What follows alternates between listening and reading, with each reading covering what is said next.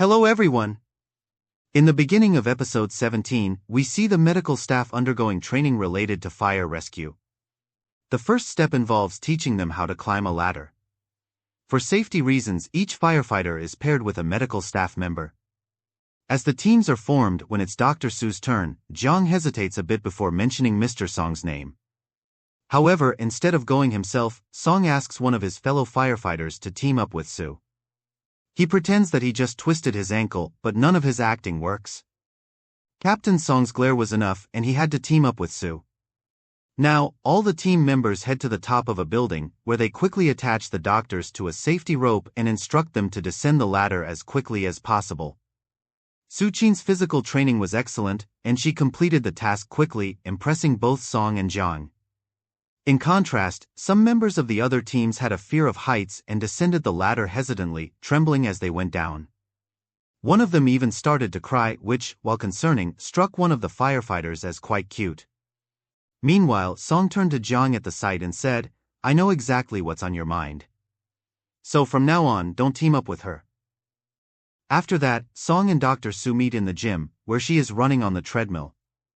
Song joins her and starts to increase his speed, prompting Su to do the same as soon as she notices him.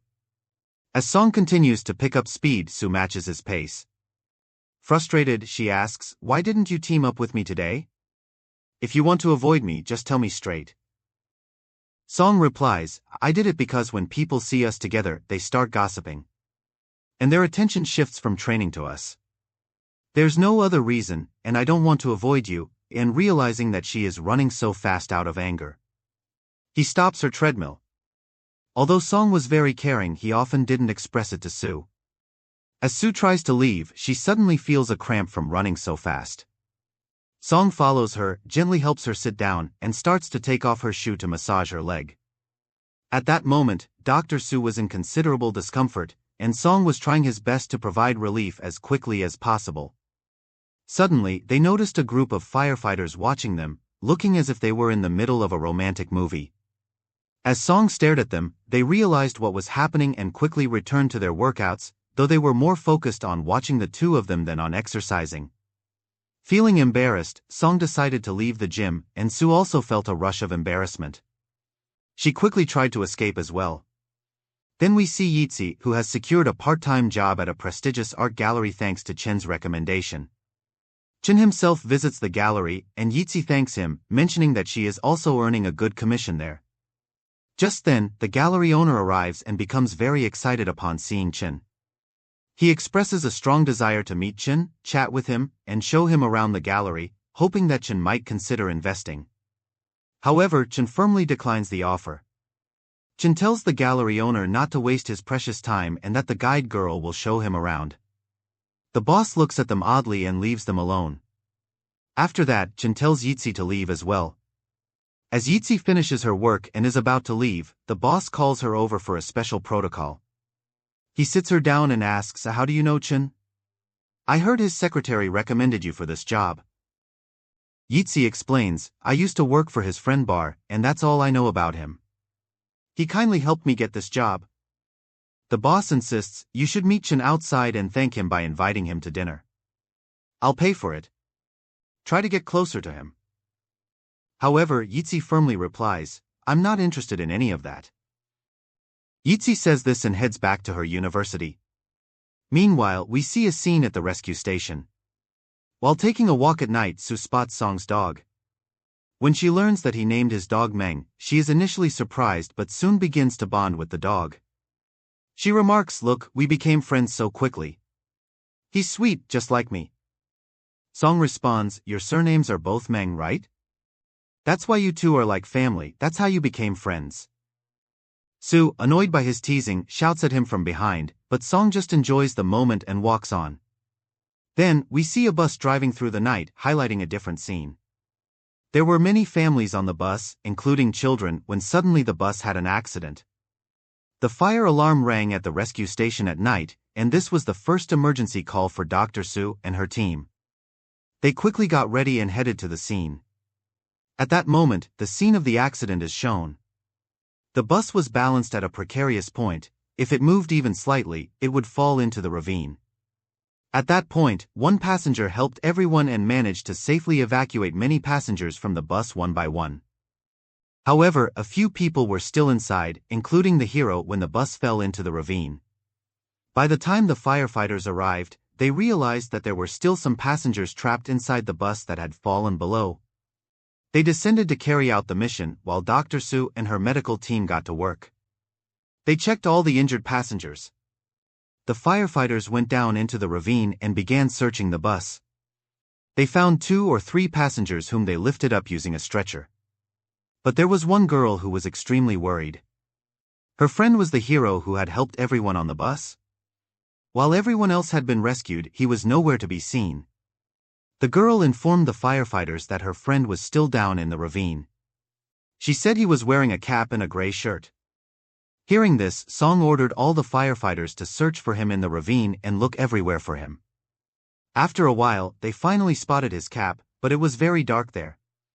After searching for some time, they found a boy lying unconscious. The girl confirmed that he was her friend, but his condition was so critical that transporting him up the ravine on a stretcher might cost him his life. He needed medical assistance immediately, so a doctor had to come down to him. Dr. Sue decided to go down, and Song accompanied her, saying he would come along to ensure her safety.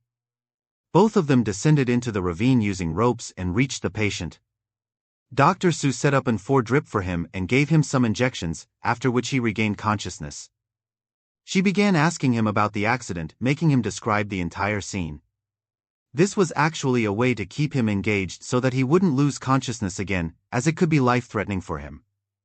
While keeping him talking, they carefully placed him on the stretcher and then began the process of bringing him up safely. By the time their mission was complete, it was already morning. As they were drinking water, there was only one bottle left, which Song and Dr. Sue had to share. At that moment, a junior firefighter came over and said, "After every mission, we take a group photo because my mom wants to see it." Afterward, Dr. Sue started taking pictures of all the firefighters together.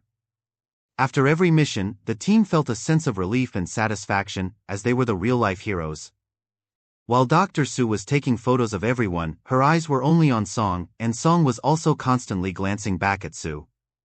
At one point, Song complimented Sue, saying, "You worked very well while going down into the ravine." Sue replied, "As long as you're around, nothing can happen to me. I trust you." Following the massive accident, the media had arrived at the hospital to cover the story. They began interviewing different people. In the midst of this, 2 girls approached the media and started explaining that the person being hailed as a hero was actually not a hero at all but a fraud and a scammer.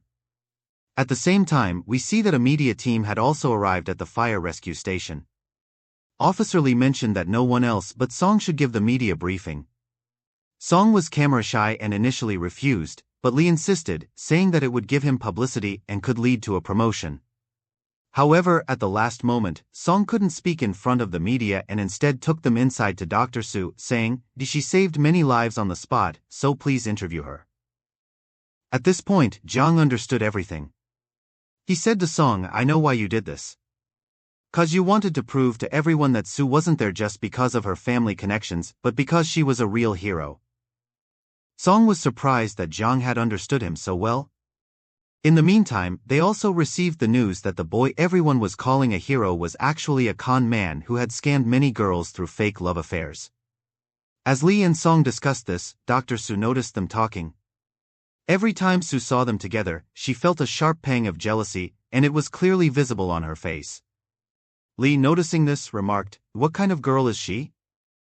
But Song replied, "At least she's genuine. She can't hide her feelings, whatever is in her heart is reflected on her face, and I consider that a positive trait." Lee was surprised and said, "You're finding positivity even in her negatives?